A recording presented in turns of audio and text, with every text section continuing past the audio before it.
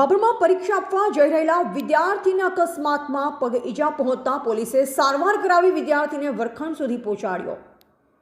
બનાસકાંઠા જિલ્લાના ભાભર વિસ્તારમાં એક વિદ્યાર્થી પરીક્ષા આપવા જતા અધવચ્ચે અકસ્માત સર્જાયો હતો। યુવકને પગના ભાગે ઈજાઓ પહોંચી હતી। બનાવની જાણ ભાભર પોલીસને થતાં જ ભાભર પોલીસ તાત્કાલિક ઘટના સ્થળ પર દોડી પહોંચી યુવકની સારવાર કરાવી વર્ગખંડમાં યુવકને પહોંચાડ્યો હતો। ગુજરાતમાં 10 અને 12 બોર્ડની પરીક્ષા ચાલુ છે, જે અંતર્ગત મોટી સંખ્યામાં વિદ્યાર્થીઓ પરીક્ષા સ્થળ પર અલગ અલગ વ્હીકલથી પહોંચતા હોય છે। જેમાં આજે બનાસકાંઠા જિલ્લાના ભાભરમાં પરીક્ષા આપવા જઈ રહેલા વિદ્યાર્થી સાથે રોડ ઉપર અકસ્માત સર્જાતા પગના ભાગે ઈજાઓ પહોંચી હતી।